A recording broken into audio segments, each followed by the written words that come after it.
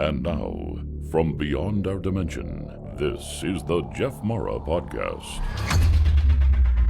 Here's Jeff. My guest is Valerie, whose heart stopped due to a car accident, and during that time, she had a near-death experience. Val, thank you for joining me and welcome. Thank you for having me. Well, Val, let's start on the day that you had that car accident and go from there. Well, this was when I was like 15, in 1997. It was a cross-country breakfast. I used to run cross-country in high school, and so they did like a kidnap breakfast. And so at the end of it, at the end of the breakfast, I was at someone's house. I was saying, "Oh, I need to get home," because it was on a Sunday. I'm like, "I need to get home to go to church." And this other gal who is Christian, a different faith, was like, "Oh, I need to go to church too." And then we just kind of arranged a carpool, like I go with her and her mom would take me home.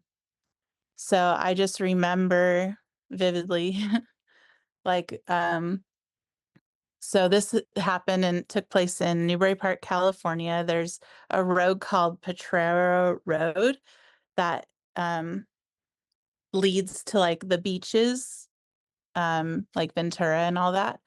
And so as we were heading toward that road, two girls, and I guess she was starting to turn, two girls that were coming back from surfing uh, T-boned us on the passenger side. So, um, so what happened in that instant, I remember I just have like a visual of her like turning the radio. She's asking me questions because we were about to move and things like that. And then it just kind of blacks out. And the next thing I know, I've crossed over into, I'm still here on Earth, but like transitioned into like, there's like another layer or world here on Earth where the spirits go. And I was there. Um, like we call it the veil, like you cross over into the veil, um, into the spirit world. And I was immediately there and I um, saw a woman standing before me and she looked kind of like me. Um, she had like curly tendrils, very beautiful, very sweet. And immediately we were connecting telepathically. She started speaking to me without her lips moving, and I understood. And um, I told her I was ready to go, like with her, you know. And Earth just seemed like a pinpoint of nothingness. Like, oh, I don't need to go back there. And she said, um, no, it's not your time yet. This is going to be a trial in your life to get you to where you need to go to fulfill your purpose in life. I didn't know what she meant by that, but the next thing I know, that was it. Like I woke up in the hospital and I could taste glass in my mouth. But really quick, I wanted to describe a little bit about where she was. Um, I could feel where, like in her presence, um, she was just in like the feeling of where she was, it felt like home, like that's where my real home is. And it was just this radiating feeling of love that just consumed my being, my soul. And and it felt like that was my real home. And the love and happiness is like, it's the most you could ever feel. Like if you have a moment in life where you feel a moment of happiness, because in this world, like, you know, we suffer and then we have moments, but it's like having that moment where she is, like, over and over and over. Like, for me, it would be, like, my wedding day was, like, the happiest day of my life, and so, because all my people I loved were there, my friends, my family, and I knew there's others off in the distance of where she was. I just couldn't really see behind her. She wouldn't let me go further. But I knew where she was. It was like just full of love. And yeah, all the people I love and care about were getting along. There was no drama. Um, and it was just the happiest day of my life. It was filled with laughter and just happiness and togetherness and love, and that's what it's like over and over and over where she was. Val, thank you for sharing your experience with us. Yeah. Now, you immediately left from our realm into another dimension. Mhm. Can you describe what it looked like? Well, for me, I can't I know she was kind of glowing and, like, where she was kind of glowing, but I she wouldn't let me go further. So, my experience kinda stops there, but I've had other experiences, like, throughout my life that kind of point toward that. Um, and there's kinda more to this story if you want me to go there, Mhm. but yeah, to answer your question, um, and if and also more to the story of who the woman is, I'll tell you. But, but yeah, I knew I it was more of like I could feel where she was. She wouldn't let me go past to go experience it, and I wanted to. I knew where she was home, and I was like, "I'm ready to go," like, and I've never been that way, like, that's not who I am. Like, I love life, and I want to, um, pursue so many things. I have so much to accomplish, and basically, she was just reiterating that point, like, "Yes, you have so much to accomplish. You have a purpose." And so and yeah, I feel like if she had let me see more, then I wouldn't wanna come back. Mm. Yeah. I want you to go deeper, but I want to ask a couple more questions first. Yeah, Once you crossed over, did you realize, oh, I'm dead? such a good question. You know what's weird about it is I felt more alive. It's like I woke up from this world and entered into does that make sense? Like you woke up It's from a dream? I woke up from this world and that one I felt more. It's hard to explain. Did you maybe Like, think, oh, I'm home? Like I'm yeah, back? like I'm home again. Like it's like I felt more real, more alive, more like my true self than what I'm influenced by, like this world and the things that, you know, we get kind of, I don't know, dredged into in this world. That was truth. And that was the real world. Like I woke up to. And what's weird about that is it was dreamlike, but it was just more real than here. Well, you had to know you were somewhere else because you didn't want to come back here. Yeah, I did have that realization. Yes. But I didn't think of myself as dead. I felt like I was continuing living, like continuing on. Mhm. My body may have been dead or I mean they confirmed that ambulance came. They confirmed that my heart had stopped at some point. For a couple minutes they had to cut me out of the car with the jaws of life. So yeah, physically my body would have been dead. It didn't it wasn't enough time for it to die, but I was out of my body. So, my soul, my is my real self, and that continues living. what's crazy is, like, I'm not afraid of death, and we've had this happen again. I've been in another accident, and, like, now I have a thing called dissociation where I check out if something traumatic's happening, and then I'm, like, going with it, like, but, I didn't feel that happen. I didn't okay. I didn't feel it when the impact happened. It was like I jumped out of my body. Like, I didn't feel any pain, you know? All right. So yeah, hopefully it's like that.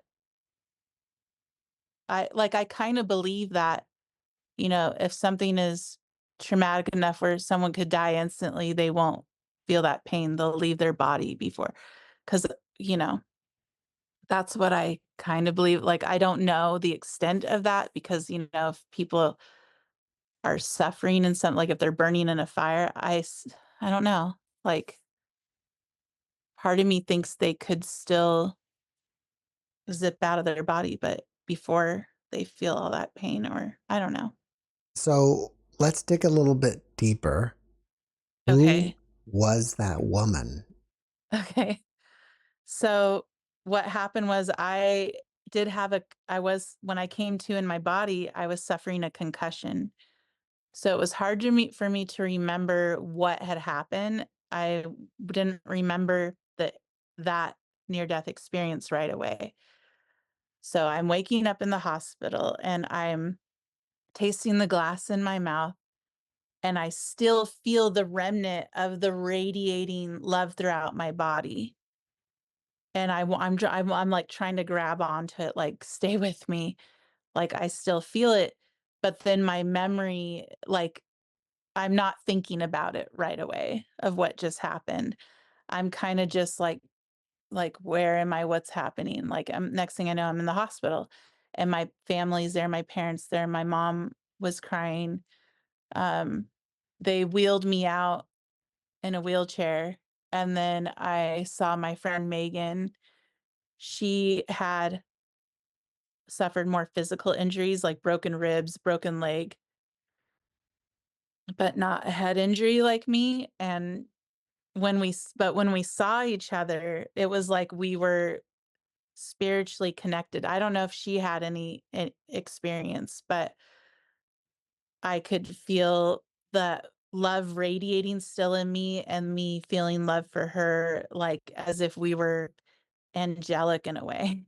Like, it was still with me. And then it started to fade back into reality of this world. And we go home, and then I'm like, I don't even remember what happened the last few days because I have short-term memory loss. And then another friend visited me and said, "Don't you remember we were at EFY?" It's called Especially for Youth. It was like you go hear talks and things for the teenagers of our church for youth. On that happened on Saturday, but I didn't remember it. And I think she and I even left to go hang out in the bathroom. And I kind of remember it now. It's like fuzzy, but like I wasn't remembering her at all. And I was a little bit frustrated because it's like I had to go back to school. Like, my parents were gonna make me go back to school the next day. And I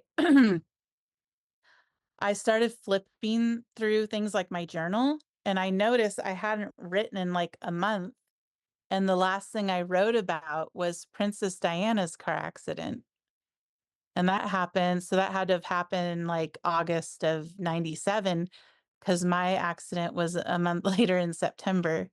So in my journal, you have hers, and then you flip to the page of mine, and then I was writing about, you cannot oh, okay, I'll tell you in a minute.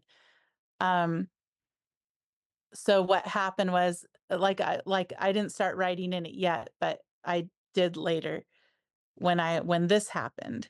So I started flipping through like photo albums, and then I found one that had like our ancestors, and as I was flipping through it, all of a sudden this woman's face like projected out at me, and it was I recognized her. I'm like, that was the woman. And I called my mom over and I'm like, Mom, I saw her. This was the woman that visited me. And it turns out it was my great grandmother, Jessie Mitchell, on my dad's side. So his grandmother. And she's like, that's so interesting because your dad and I had a dream when I was she's like, when I was pregnant with your baby sister, and she came to both of them, and because they woke up and confirmed this, she came to both of them in the dream and said, I would like you to name your daughter after me. And so but yeah, so that happened, and then I was like, whoa, that's amazing. So she's like with us. She's kind of like our like a guardian angel family member, you know. And um so anyway, I so that's when I started writing, like when that memory came back, because I remember then it all came to me, what had happened. I'm like, oh my gosh, like I did have an experience where I saw her and she told me that like telepathically, you know. And I started to write, that's when I started writing in my journal, and I said, this is gonna fade away like a dream or something. I said something like, just don't deny that this happened later in your future.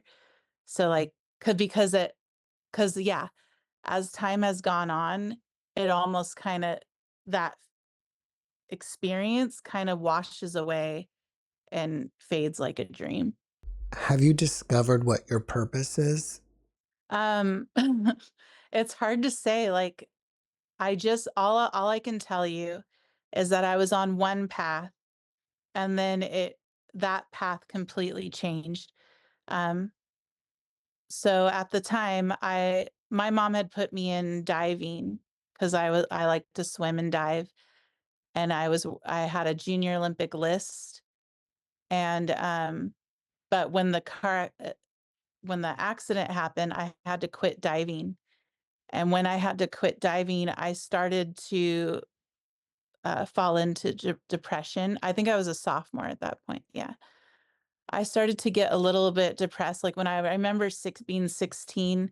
So what's interesting is like after this happens, you experience like this amazing high, like in heaven, like a heavenly high. And then you come back to reality and you still have to face life. So it's like it's kind of like, so I'm also a songwriter. It's kind of like a performance high, because I noticed that it's like the same thing. I get like this rush of adrenaline, and then it all comes crashing down. Sorry for that loud clap. And then, so yeah, like that experience stuck with me and I never denied it. And I tell my story, every friend. That's when I finally met a friend, a best friend at the time that I could tell these things to.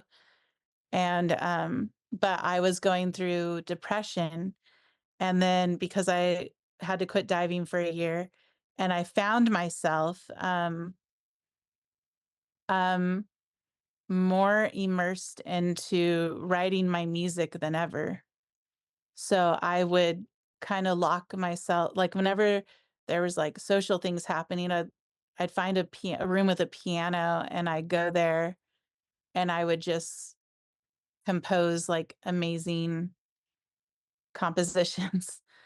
And so that became my thing for a while. I just got more immersed into music, and which I was already like musically talented since I was a kid, but it just became more so.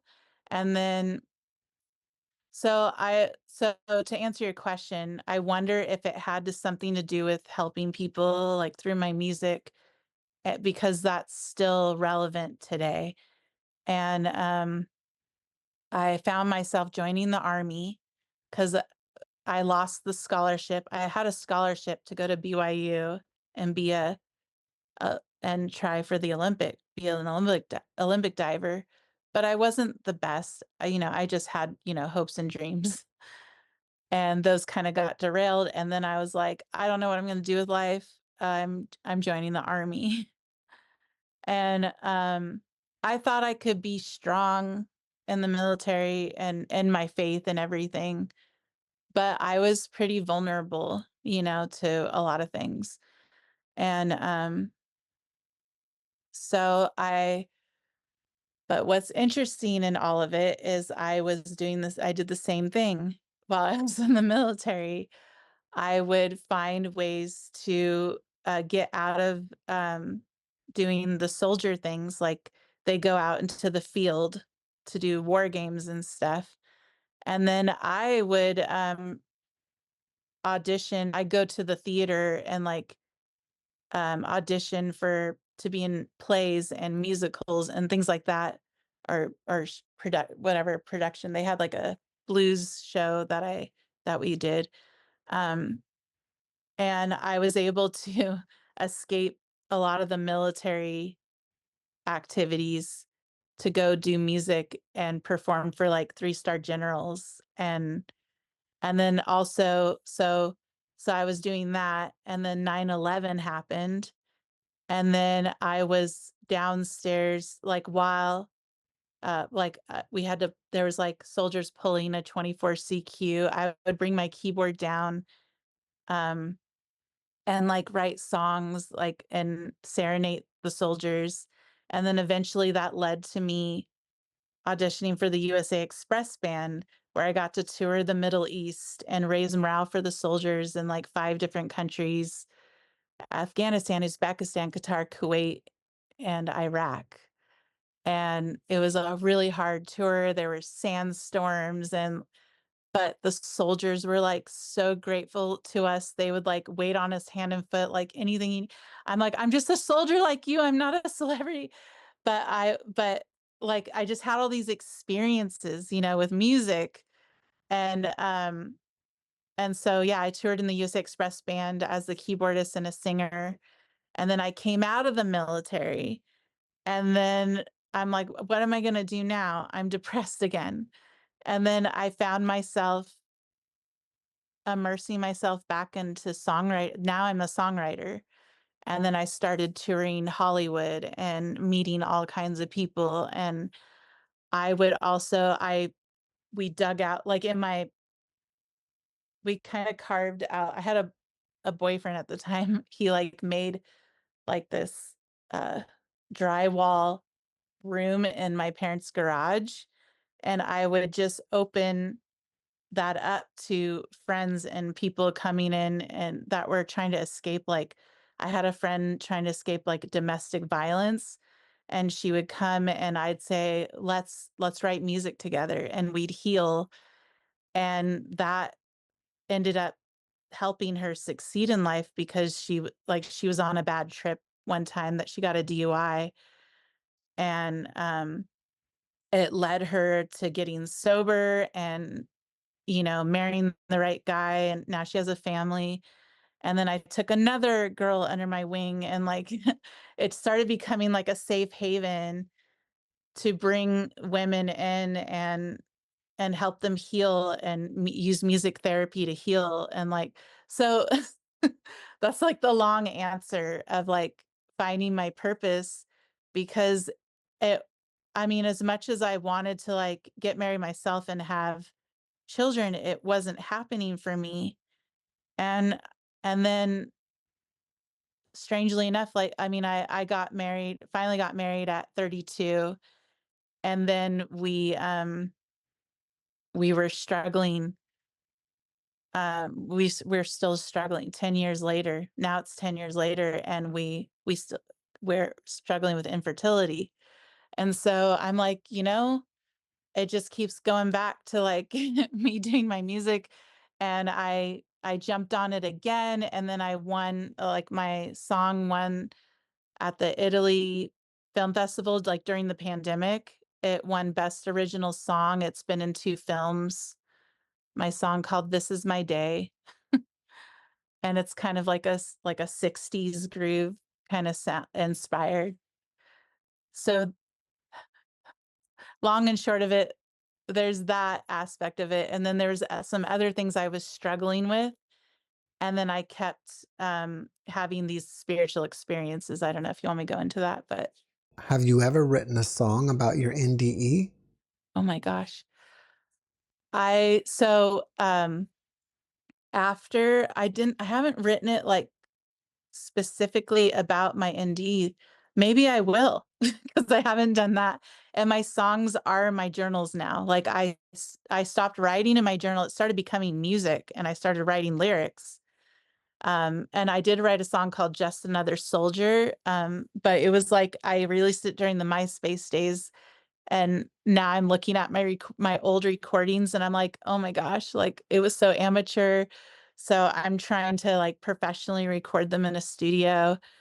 And yeah, my Just Another Soldier song, like people would like cry. Like they're like, wow, that was because I wrote about that whole experience, um, trying to help other soldiers, like when they're going through a tough time being away from their families and um, dealing with all that, like living out in extreme conditions, sandstorms, and extreme weather and things like that. So I have that song. I started writing about obviously like my angst with relationship problems, like all songwriter girls do. And then I started writing spiritual songs because I wanted to connect to more than just like, people of my faith, but people outside of my faith who might be struggling to even believe at all in anything at all. And I started going to school, and I took a philosophy class, and I'm just sitting there in the midst of like people arguing like the existence of God. And I was just silent and I was just kind of doodling in my journal and I just started writing, well, here's a concept. God is love, and love is a feeling of happiness within the state of mind and a feeling that comes into your heart and a heart that is warm and kind. And then that became a song. And then um so that one's out. I still feel like it's amateur, so I'm re-releasing it with an orchestra with like actual violinists instead of me just like synthing it on the keyboard. And then I wrote a song called Waterfall about repenting, about coming clean of like your sins or, mistakes you've made. And it goes free like a waterfall, clean and standing tall. And God knows all that we make mistakes, and I might fall into the middle of the lakes. So I have like pretty flowy songs on piano like that, and really spiritual ones that I'm still sitting on, waiting to like do a really powerful release. You have a really nice voice. It reminds me of Oh, thank Sarah McLaughlin. Do you know who she is? you. Yeah, of course. Actually, when she wrote the song Fallen, Hmm. I wrote the Waterfall song before that came out. And I'm like, what in the world? Like when she wrote, and Yeah. I've messed up better. But she does like that cracking thing with her voice. Hmm. It's probably higher. I don't know. I think, anyway, I was like, whoa, that's like the same. I was vibing the same kind of melody. Hmm. Well, I think a lot of ideas are out there, Yeah, it's and whatever way you want to describe it, and we just kind of reel them in. yeah, it's like in the ether, Yeah. and we all kind of tap in. Yeah. Or I could have been listening to a lot of her and like Tori Amos, and then I kind of you kind of blend the Hmm. first five artists that you listen to and things like that. Hmm. So It's interesting. I haven't heard the name Tori Amos in a long time. I forgot what happened to her. Yeah. No, she's still a beautiful person doing her music. Um, Well, have you ever had any other experiences afterwards? so of course, Or at least out of body experiences or supernatural? yeah. Well, I've had that and I've had messages like where you're like, whoa, you can't deny, like, you'd probably, most people probably are skeptics would say, oh, that's a coincidence. Mhm. But then when you're tapped in, like spiritually, it's like there are no coincidences when, especially when it's like too good, it's where it's like too perfect. It's like, no, that was like a clear message, from God or Jesus himself, or if you will. Um, I like so a lot has happened with that side of my family. I'm trying to think of where to go with it because there's this like interwoven, like so many fascinating things. Um, Maybe I'll start with the depression thing. Like that comes and goes because, usually there's like a reason for it. Like if I don't feel like I'm finding my purpose in life and I'm like, and I wasn't creating the family that I dreamt I would create. Like my journal would be like, dear future children, not dear diary. And where are they? Where's the future children? I still believe it's gonna happen, but I'm like, I'm on the older side now. So um, but anyways, like when that was happening, on um I was taking, when we were going through the infertility, I was taking um antidepressants because I didn't understand why we weren't getting pregnant, and it was, and I didn't have a lot of answers yet until we, pursued going to the doctors. Um, and so I was on that for a couple of years.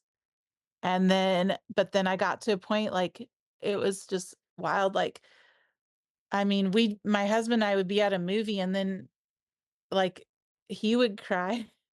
I'm like, I'm not feeling my emotions because like I'm on these antidepressants and I feel nothing. I feel numb. And I I was like, I don't know. I wanna get healthy and prepare for like this. Oh, it was like right before I did my first round of IVF. I'm like, I don't want to go into IVF on antidepressants. Like I want to be healthy spiritually, emotionally, like I just want to get there. And but I was just starting to come out of that. And that was like a couple of years ago. And so what happened was I was just really struggling with it and I prayed like a sincere prayer to God and saying like, I know everything happens for a reason and I truly believe in your miracles and I just need one right now that I can come off these antidepressants and just be okay, with whatever the outcome in my life is. Like I just want to be okay. Um and that night like so I went to bed and the next thing I know, um I think I struggled sleeping throughout the night. I didn't really remember, but I just know I woke up like I didn't wake up yet. I was like in the in between state of like awake and asleep before waking up. And the next thing I know, I've entered into this like I'm in that state again. That kind of reminds me of like 25 years ago what happened. But I'm like, wait, is this a dream? No. Is this real? Is it like so I couldn't really discern what was happening, but I just knew I was in a room. It was like a vivid dream. where like lucid dreaming, where I was in a room that was just like the brightest yellow light you can imagine. And it kind of reminds me of the celestial room um, in the Latter-day Saint temple, because it's like it's supposed to make you feel closer to God, like the closest you can feel to God in his presence. And I look over and I see right before me, it was Jesus Christ. I recognized him right away as Jesus Christ. I have never in my life had a Jesus dream, and I don't like pursue having them. So it was very random that this occurred. What did he look like? Well, so he was like he looked kind of like how you perceive him to look. Like, he had longish hair, and I think he had a little bit of a beard or mustache or something, but I didn't really, it was more like I just kind of just recognized his being as Jesus Christ. And he still was in a flowing robe, but it was more the kindness in his eyes that I recognized more than anything than how his hair looked or specifics. But I just saw him from afar. He was tending to some people that were in this room I was in. And then he started walking toward me. And then it was like I wasn't even like thinking to say this. It just came out of me. And I said, "I'm sorry I ever doubted you." And then the next thing I know, he takes me in his arms and he swirled me up like a tornado. And then I wake up and I'm feeling the same. See those goosebumps? I don't know if you can see, but I'm feeling the same radiating, peaceful love, happiness that I felt when I was in the near death experience where I saw my great grandmother. I felt that feeling again. So it confirmed to me that was real and this is real. It's not just a dream. And the fact that my mom confirmed to me that, her and my dad woke up and they're like, yeah, Jesse Mitchell came to us, and it tells me that spirits can visit you in your dreams. So that confirms that. So as I'm waking up, I'm having like a flashback of like, oh my gosh, the same feeling of that accident when I had the near death experience. I'm having that right now. I'm having that radiating love feeling in my soul that I don't want it to leave, like stay. And then I reach over and I can't even talk. I'm just like struck, like can't talk.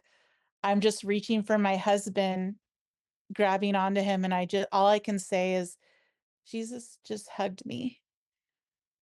And then my husband rolls over to me and he says, I wouldn't doubt it because you were struggling, like you were having nightmares, tossing and turning all night.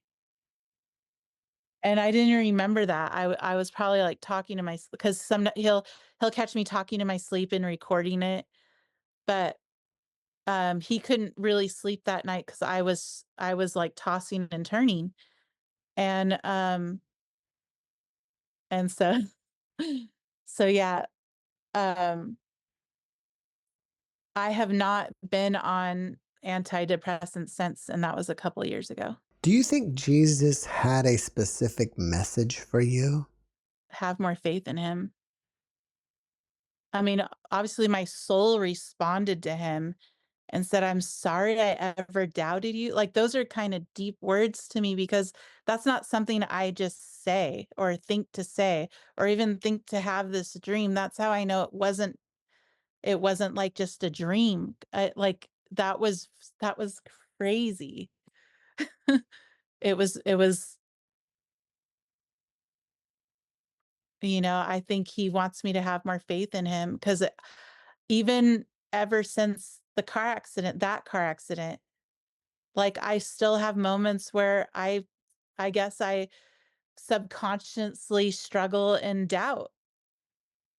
It's like, why is all these crazy things happening to me? And, and so maybe my soul felt a little guilty of that. And he Um, didn't care. He just it's like, "Whatever, let me heal you." After that, did you become more religious? Here's the thing with that, my foundation has never been about being religious. It's always been about, like, since I was a kid, it's always been about my how strong is your relationship with God? Because before all this, like, when I was, like, a seven-year-old kid, before I even got baptized in my faith, I was would sincerely pray to God. And I remember I had those little I know this sounds like a dumb story, but it's part of my, like, testimony. I had those smell good mechanical pens, and, like, when when I was, like, in grade school, like, everyone had them, but I really loved those pencils. It's the kind where you put, like, the lead you keep, like, adding it to the back when it runs out, and, like, they smell like different flavors. Anyways, like, I lost, like, a handful of them, and I I remember, like, getting down on my hands and knees and praying to God to please help me find my pencils, my mechanical and the crazy thing happened was, like, I just started having visions of where they were throughout the house, and I found them, like, under, like, the cushion pillows and, like, random, like and I ended up finding all of them, and then I was like, "Thank you, God. I know it was you. I know you helped me find them." And then, but I feel like, God's probably like, "Oh, like, of course I'm gonna lead you to them." Like, he's tender and cares about his children, even for, like, the smallest thing. And what's, like, just like is like, whenever we lose the keys in the house, and, like, I'll be too stubborn to pray, and my husband will pray and finds them immediately. And so I just have, like, that foundation, and I think that is the most important thing is to have that foundation first. And, like, it starts with sitting down and praying and having your own relationship, your own funnel spiritually to the higher power, if you will. And that's, like, the start of, like, okay, and then you can kinda get into deeper, like, on a religious level, like, you can get into that, but I've just always been the kind of person, like, I just believe in having, a balance in life and not being too extreme and just understanding, like, everyone's perspectives. Um, but I will tell you this, it did like, I think, I already had that foundation, and these experiences along my path, these spiritual experiences and the near death experience, they do, they have, like, kept me more grounded in my faith. So it definitely, like, I have strayed. I have found, especially in the military, like, I was around really, like, not good influences, and I thought, "Oh, I could be strong and I'll be an example to all these people." No, I ended up falling away, and then but, like, and there was a moment where I'm like, "I'm gonna go." I think it was usually, like, a guy, like a boyfriend that I'd end up having or something, or some relationship would cause me to fall away, and then I'm like, I don't like this, like, I wanna go back." Like, and so I would kept having to get back on my feet and repent and leave that relationship was not good for me, and just get back to my roots and get back to God and, like, find it over and over again. Have you ever discussed your NDE with anybody in the church? And if so, what is their opinion of it? I think I have talked about this one. All I can say is, like, I've gotten up, like, once a month, like, the first Sunday of the month. It's really cool to go to those. It's Fast Sunday where everyone fasts 2 meals, and then, people are allowed to get up and bear their testimony of, their faith, in Jesus Christ and the gospel. And, I have done that. I have gotten up and shared it, and I just know, like, I'd look out to the people and I'd see some, like, smiling or nodding their head, or, like, just like, wow, like, um, it's very our, when you go to the Latter-day Saint Christian faith, when you go to tend to a church, it's different than other Christian churches. Like, they're all about, feeling the spirit, praise the Lord. But it's very more about being reverent and quiet and finding that peace and connection spiritually through God to God. And um it's it's more like people are just a little more quiet about it, but like, but they love it. Like, but it's more it's hard to explain. It's not noisy. It's, It's people accepted. are oh, very. Yeah. Um but well, they believe in that. They believe in the other side. They believe, I mean, a lot of what I experienced confirms what our beliefs are. Like, they believe in the eternal family, that our our family is waiting for us on the other side, our ancestors, and we connect. They have resources to help you, um, build your family tree and things like that, so that you can connect to your roots. And we just find that very important to find that connection. Because what was cool about seeing my great grandmother was, like, I was like a piece of her, because there was a resemblance, like, that, where I thought, like, wow, she kind of looks like me. There's like a resemblance we have with our ancestors. Um, so we're all connected.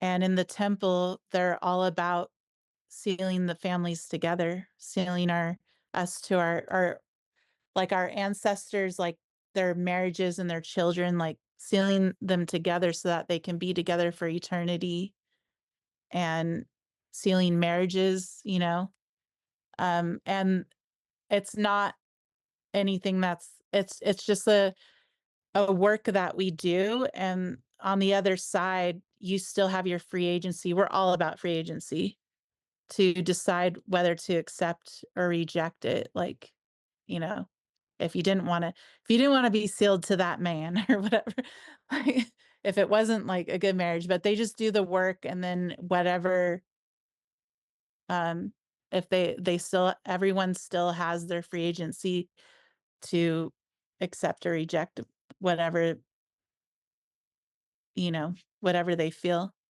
But hopefully, it's what we believe to be true. If people want to listen to your music, do you have it like on Spotify or something? Yeah, right now I am there as my full name, Valerie Rose Starrett. Um, Sorry, that's a mouthful, but I could never, like, come up with, like, a short name. I'm like, "Oh, maybe I'll do something under Val or Val Rose," or so I do that too. Like, I'll go under Val Rose, like, for my little pop music or something. But, um and then I started a music um, um, a band project called Utopian Nightmare.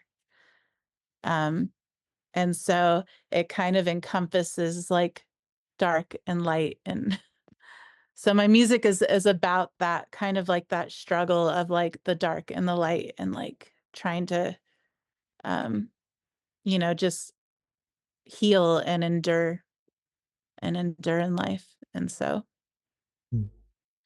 If you had a friend that was grieving over the loss of a loved one, what kind of advice would you give? like a family member or a Say one of your any love. let's say one of your friends had a family member that died and they were grieving. What kind of advice would you give? Well, I mean, I think it's important to grieve. Like I would definitely comfort them. But I would say, but there's no need to fear because God has a perfect plan for all of us. And I feel like my spiritual and my near death experiences confirm that that is real, that we will see each other again on the other side. And so, so it just, I think it's important to find that comfort, to embrace those, embrace that relationship with God and Christ, and just know that He loves everyone so much. I know I had a friend that was concerned about some of her family members, like where are they going to go? Because another difference is um, with other Christian churches is they think it's just black and white, heaven or hell. Like if you don't believe, there's no chances, you're just going straight to hell. What kind of a God who loves us all would make it that difficult, because there's people that are believe in all kinds of walks, like you know, there's so many cultures and all over the world that believe differently. Why would he not give them a chance, even if they're living a good life, that they still, stick with their belief and then they just go straight to hell? No. Um, that kind of, I mean, we don't believe that. We believe that, so where I was in the near death experience is exactly what we believe in there's a spirit world after this life. It isn't the heaven. It's like a waiting period where we go to learn. And what confirmed to me what I learned about my great grandmother in my connection with her was that she's also like a missionary. She's also teaching people on the other side and helping people, not just helping our family, but helping people on the other side. And my family isn't even a Latter-day Saint. They're Baptists. They were other religions. But there's one truth. And it all connects to Christ. But a lot of it aligns with what, Latter-day Saint, because when we cross over, there's two realms. There's spirit prison. Like if people were living like, you know, committing really horrible acts in this world, they're separated from God. They're like, murders, Uh, like the really bad stuff. Are they there for Oh. eternity or can they get out?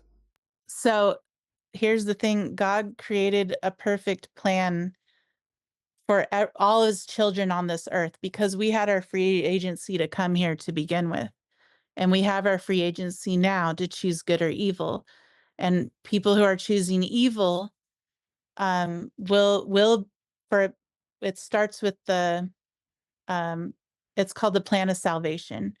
So we enter into the spirit world where I saw my great grandmother, and it's called spirit paradise. She's in spirit paradise.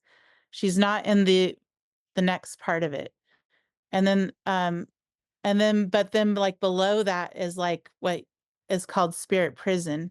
And those people go there, the ones who have committed horrible acts, or maybe they have like,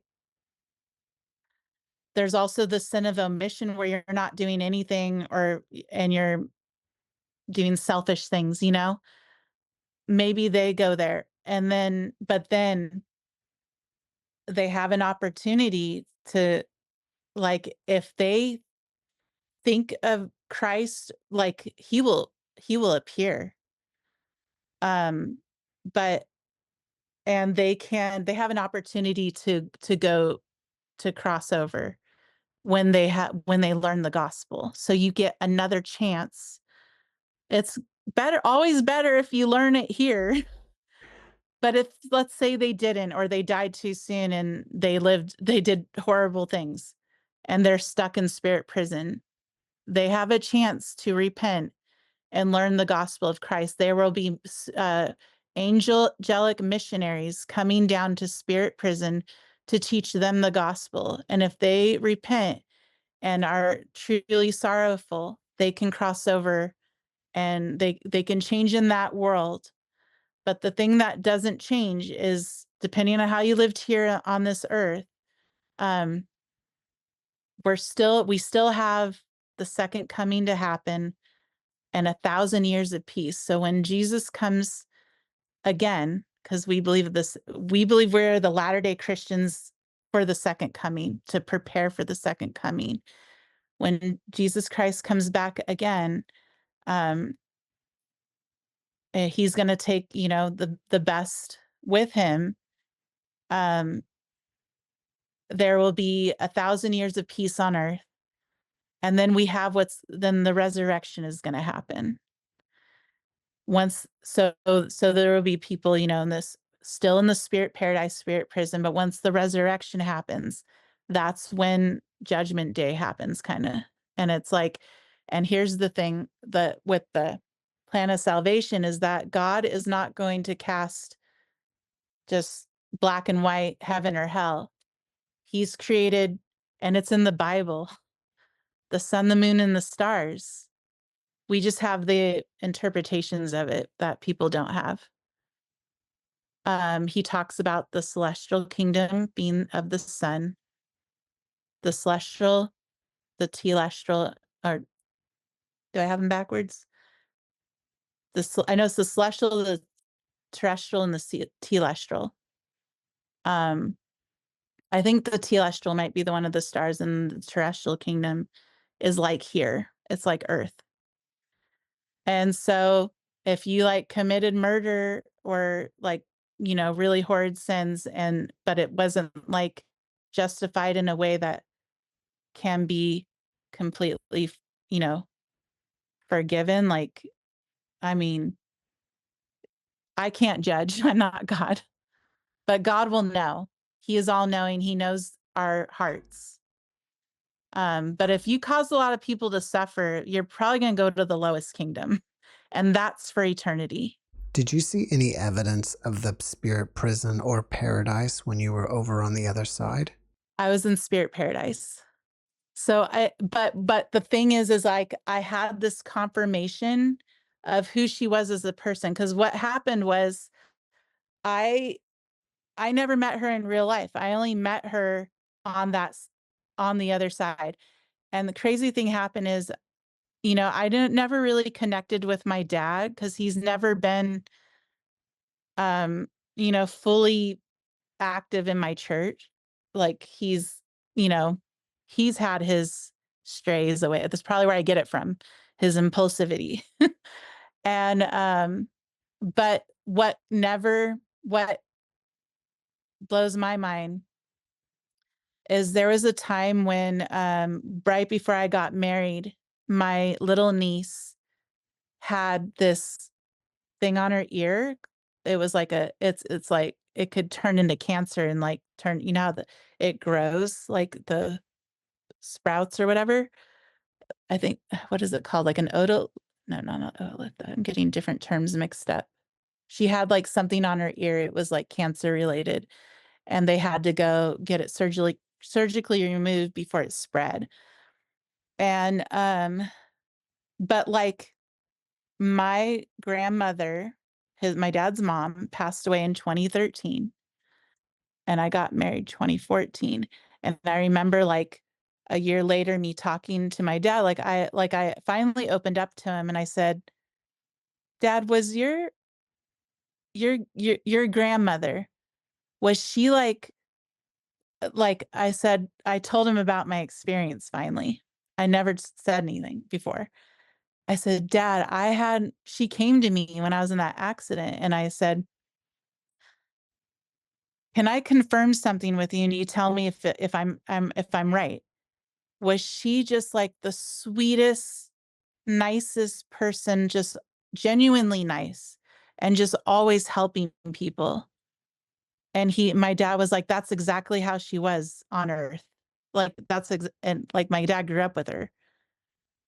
He's like, that's exactly who she was as a person." I'm like, "'Cause that's the impression I got of her. Like she is a missionary on the other side doing this great work to help our family and help people." And he's like, that describes her perfectly." And what my dad told me, we were having a conversation like a year after I got married. I'm like, I really miss grandma because I remember before she died, we go visit her in the hospital. And that was something amazing happened surrounding that. Like there was like we took a picture of her in the hospital before she died, and it looked like there was angels in the room. Like that, like everything like lit up and you could feel the presence of angels in that room. And in the picture, it looks like there's little angels in there. Um, but I told him how I missed her, and he's like, "You know what? I saw her." And I'm like, "What do you mean you saw her?" He's like, she came to me." I'm like, "What do you mean? What happened?" And he's like, "Around the time when McKinley, my niece, had the cancer on the ear, she appeared to him and he said she was floating above his bed and looked and he's like, she looked beautiful. She was young and beautiful, and she was hovering above my bed, and she said, I want you to make the juice," because my dad had a juicer and he's like a big time juicer. "Make the juice that you and Valerie would bring to me in the hospital. I want you to make that juice and take it to McKinley in the hospital, and I'll take care of the rest." And I'm like, "Dad, was it a dream?" He's like, "No, I was awake. My eyes were wide open." I'm like, "How do you know it was your mom?" He's like, "Don't you know know my own mom?" It was her. I know it was her. And she was glowing like an angel and she was hovering above my bed. And so it's like things like that, you know? Um, but wow. And then her, they, I talked to my sister Amber and she's like, "Valerie, it felt like there were angels surrounding her during that surgery. The cancer, they were able to remove that thing on her ear. And then, it's called a spitzoid melanoma. And it never returned since." Well, after watching this podcast, people may Yeah. want to reach out to you and ask you questions. Are you open Okay. to that? Absolutely. What's the best way to contact you? Um, I mean, I'm on social media. Like, I have like my music and then my personal one where I just kind of do random stuff. Hmm. Um, like my personal one is Val Rose 81. That's the year I was born. And then That's your personal Facebook? my personal Instagram, and Okay. then Valerie Rose Starrett is you'll see my music page and my personal Facebook. Um, yeah, I'm always open to all of that. All And right. so, Well, do you have anything else that you'd like the audience to know about besides your music? oh, besides my music, um, I mean, I just hope like whatever I've done like a few podcasts now, and like I kind of, depending on who I'm interviewing with, it kind of brings out like more Hmm. about my story, like because I haven't shared that one about my dad because that's his to tell, but he's not going to tell it.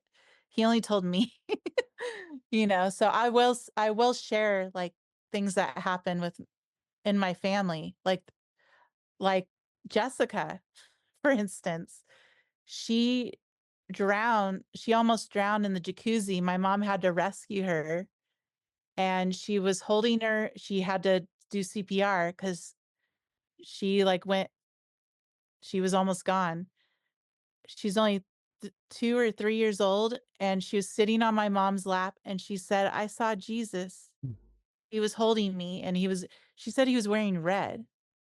And there may have been something about that, like it would be prophesied that he'd wear red in the second coming. I don't know, if I'd have to check my sources, but she said he was wearing red, and that was when she was a baby. She doesn't remember it, so she can't tell it. I have to tell it. But I was there to witness her saying that, and I was like, "What? You saw Jesus?" So, he's real. Well, before we wrap it up, can you leave us with one last positive message? Do everything you can to connect yourself. If you like you have trouble believing, um, it it all starts with that prayer. It all starts with prayer. And I truly believe, like, if you make that a ritual, like praying daily and, open up some scripture. I mean, I'm one to talk because I struggle with that too. Like, I get caught up with whatever I'm doing. Um, I get distracted a lot easily by life and things going on. But if you just, you know, whether you're having a hard time or even if you're having a good day, just thank God for like the little miracles, like just be appreciative for the little things. Because a lot of this world's influence and where it's going, like they want to attract you to, you know, the other side. And so if we just redirect our focus to what like I think everyone has a moral understanding to know right from wrong and doing good to others and things like that. Like we just need to do the best we can. Then in our belief and my belief, not just what my faith says. It says it, but I truly believe from someone who's crossed over to the other side that if we're just doing our best, like and trying to have some kind of faith in that and God and his son Jesus Christ, then he will make up the rest. Like even if we fail or we're not perfect, like that's the whole purpose of the atonement. So I would want to leave a message for people to research and learn what the atonement is, what that exactly is, because it really is important to, be open-minded to that. Valerie, thank you for your message and thank you Thank for you. being my guest. Thank you so much. I appreciate you And having me I come. thank you. Thanks for watching the JeffMara podcast. I really appreciate you. Another way to show support is through YouTube memberships. And if you do, there are loyalty badges and other perks depending on your level of membership. All you need to do is click the join button underneath the video to find out more. Thank you for your support.